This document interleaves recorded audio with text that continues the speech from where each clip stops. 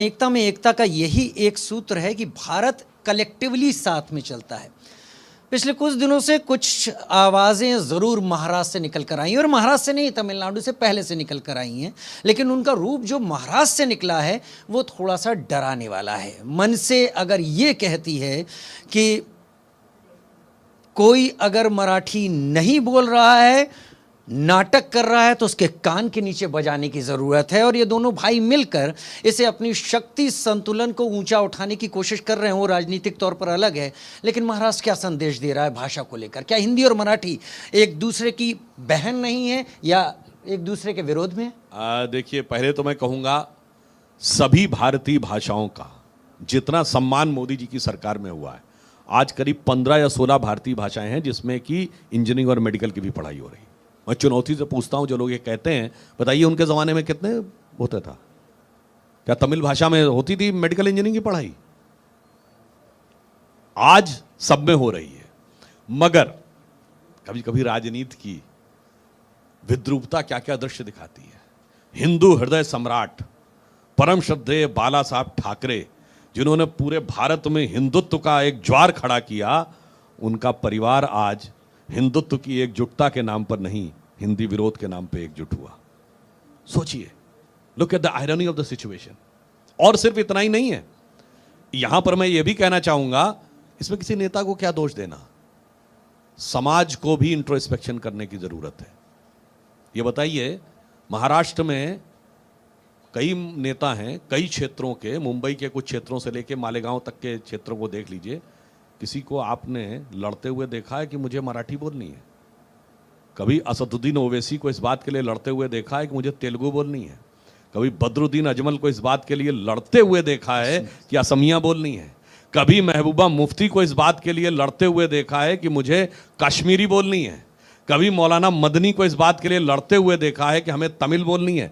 भाषा की सुंदर विविधता को विभाजकता बनाने का जो एक प्रयास है, उससे हर भारतीय को सावधान रहने की जरूरत है।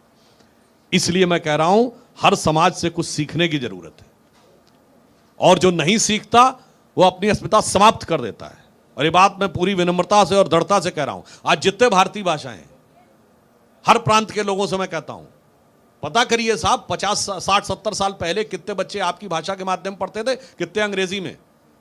आधे से कम रह गए आज उस मूल भाषा में पढ़ने वाले, सब अंग्रेजी चली गई। दूसरी तरफ मुस्लिम समाज से सीखना चाहिए, उर्दू सीखने वाले बढ़ गए।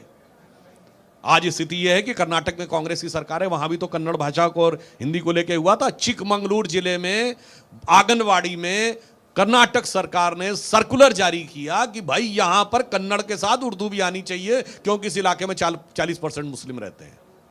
फूड फॉर थॉट है, सोचिए, तब आप समझिए कि ये भाषा को लेकर जो हो रहा है, ये राजनीति कहां ले जा रही है। और वैसे हर भाषा के अंदर एक सुंदरता है।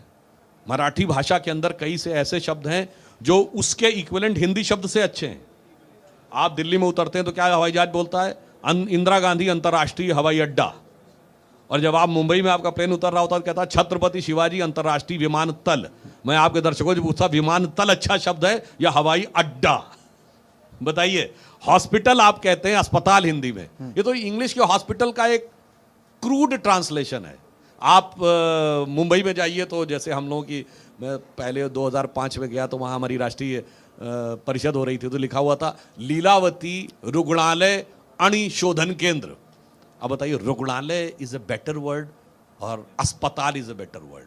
मगर होता क्या है, उस विविधता को हमें एक साथ आत्मसात करना चाहिए। और मराठी हिंदी की तो खैर लिपि भी एक है, और ये किस प्रकार से भाषाएं जुड़ी रहती हैं, आप इसको ऐसे ही समझिए।